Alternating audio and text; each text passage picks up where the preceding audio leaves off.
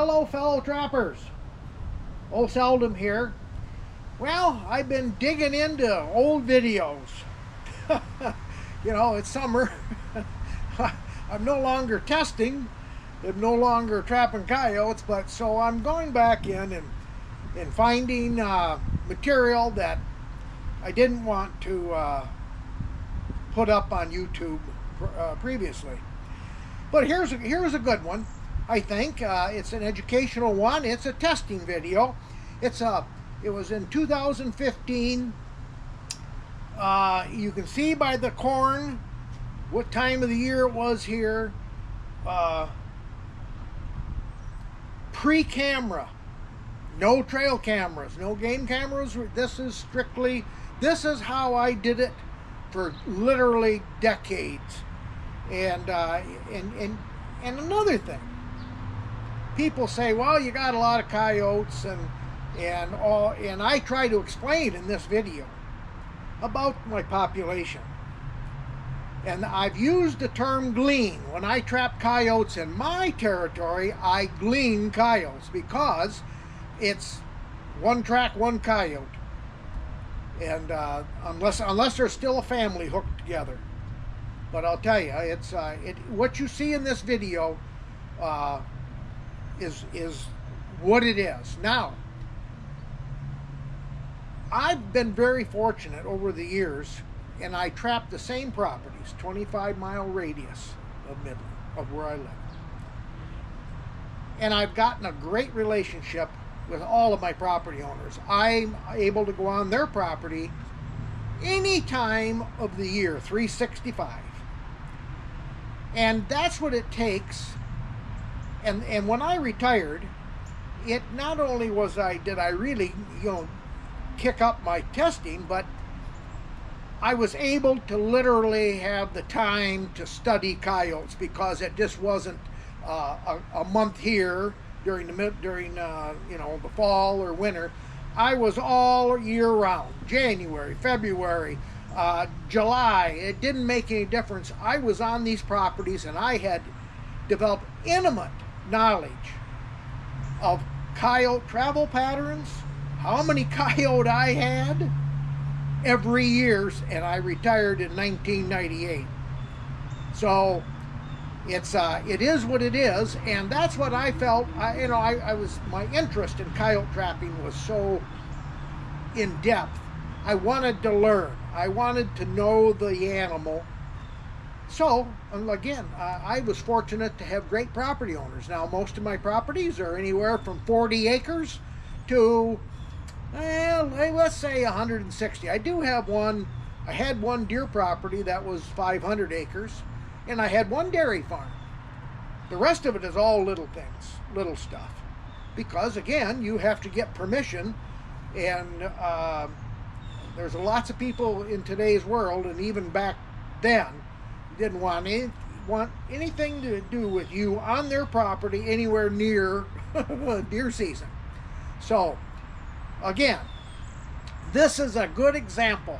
In fact, it's a fantastic example of how Old Seldom rolls with testing and his coyote population and what I needed and what I did to gain, and I'm going to repeat this, intimate knowledge of my properties, of the coyote on those properties.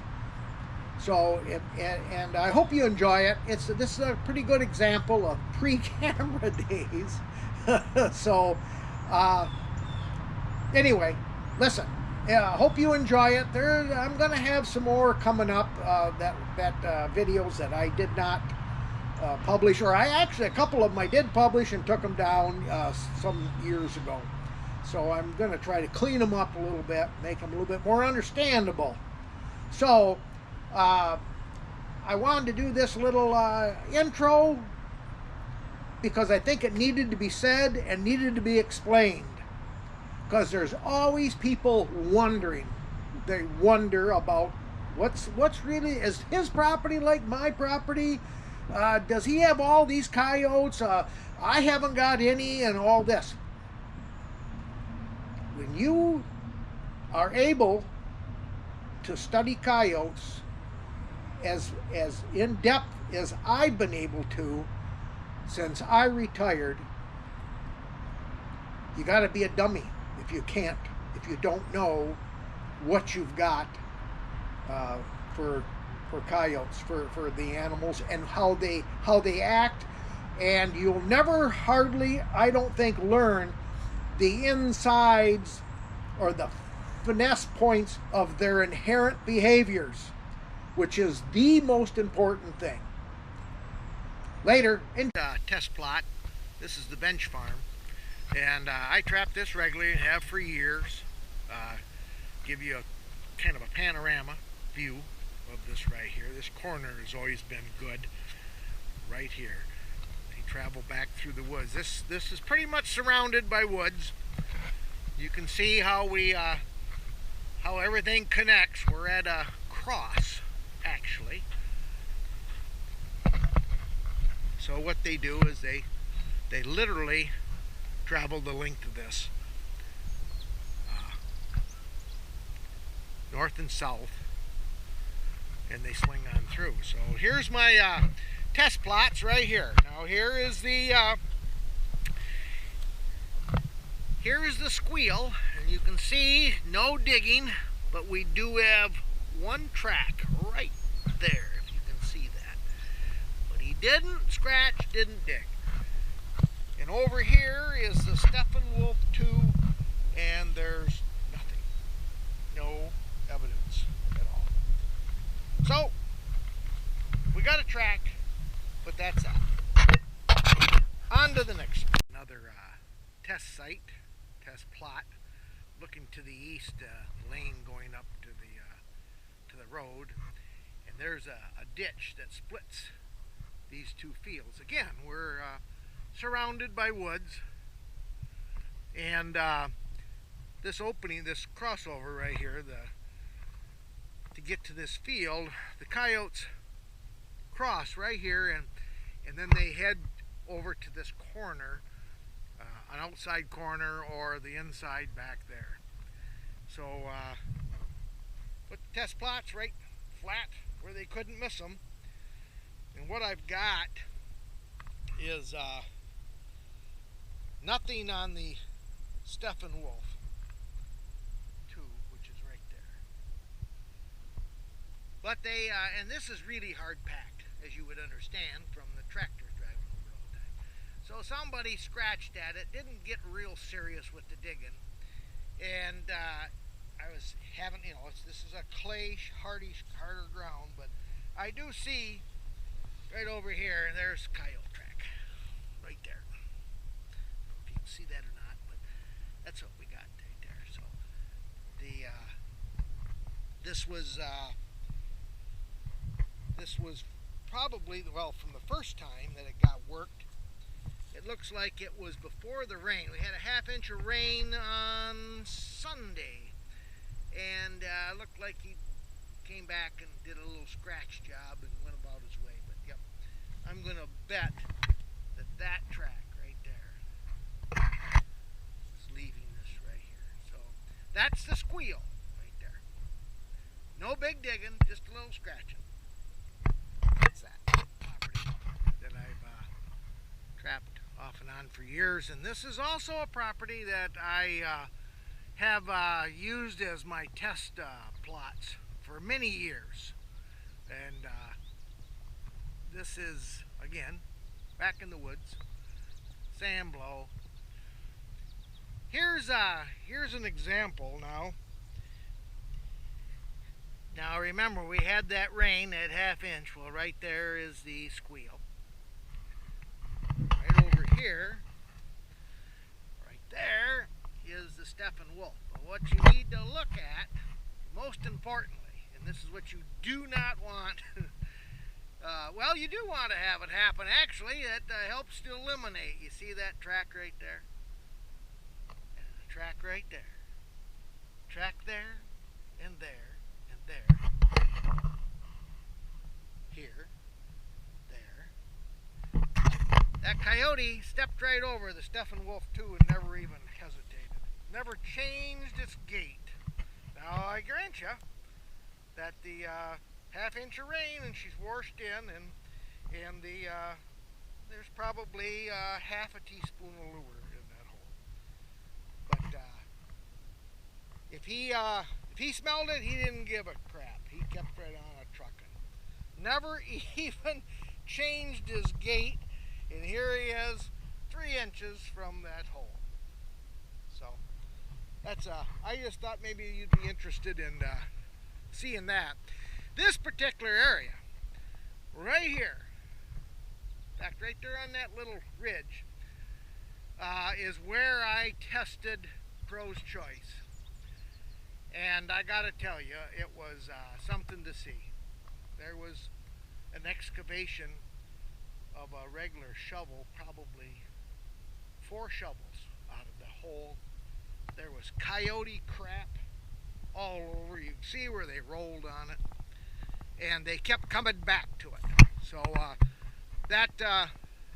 this is the place where I actually tested the Pro's Choice initially, and I tested Mark June's Fox Frenzy in the same spot right over there at the same time as Pro's Choice, and they could have cared less. So that's the way it is, and that's so that a little bit of history on this piece of property right here. Some years there's no coyotes in here at all. Now that pit that I trapped rats in is just over that berm right there. But again, we're in the woods. And it's a good spot. Some years I catch them here, some years there's none to catch. I guess I should maybe point out something else to you guys looking at this. I've never talked about the amount of coyotes I have and what I find when I'm setting, and what kind of sign am I setting on when I set. So, and this is extremely typical. I got it figured out. It was Saturday that we had the half-inch of rain, and this is Tuesday morning. Right here, you can see where that coyote came down. And you can see him going right there. Unless I have a family, that's about it. I might see a second set of tracks off to the side of a pair coming through. But this is probably the most typical amount of sign that I'll set on during season. 1 set of tracks, maybe 2, unless there's a family group coming together. But that's about it. So again, the rain was Saturday afternoon. I was grilling steaks for the kids. I had kids in from Baltimore.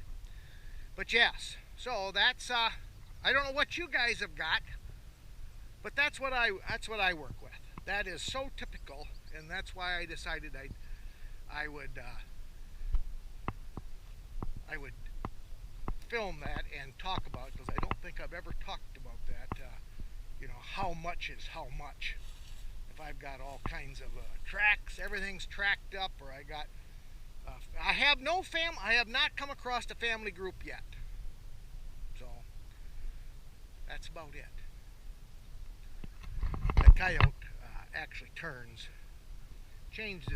he changed his mind over here, and then he went right on up, and he's going to go into that, check the pit out, and see what's happening down on the islands and the Phragmites. So yep, and there's the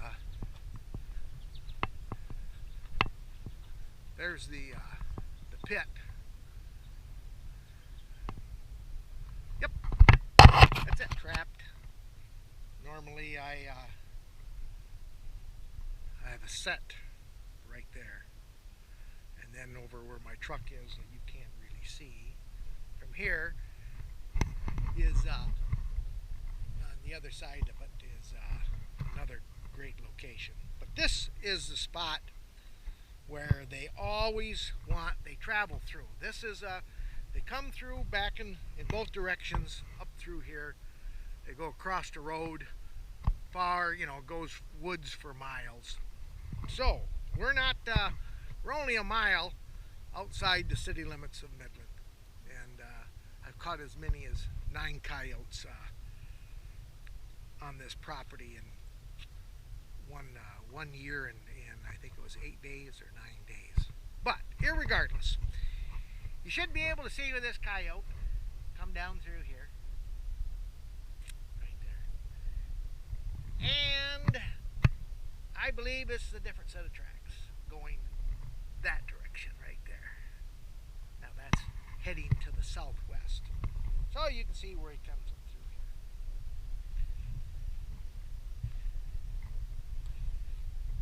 Right there is the squeal test hole, and whether he could smell it or not, I don't know. Should have been able to. Never changed stride, kept right on going, right on through, right on up through there. But over at the Stephen Wolf 2, nothing, not even nothing. So that's how that works. Again, this is in fact typical of what I'll find as far as animals coming through here when I set 1st of November. So this is the last one. But yep, I can't say. Of course, that dang rain washing stuff in on most of them, but I would have expected a little bit more. So, but I can tell you this: Stephen Wolf 2 is going to go in the reject bucket. Talk to you later, guys. Well, here, let's walk over here. This is you see the runway right here, and usually they'll cut this. They'll come in and mow all of this in the fall. Couple months, probably September, and there's some set locations right there. You see that clump of grass, that large clump of grass and a small clump? Yep, that was part of my sets, or where I set my walkthrough. And over here, the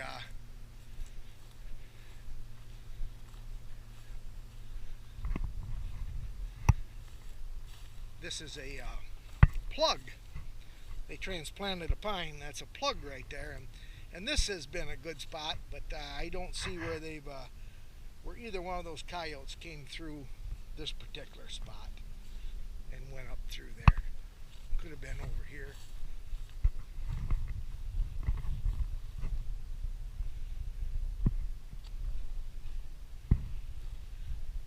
Well, I don't offhand. I don't see anything in the shade here that he came through here. But these two spots is kind of a funnel effect to go across over there. So anyway, that's it. That's the last of them.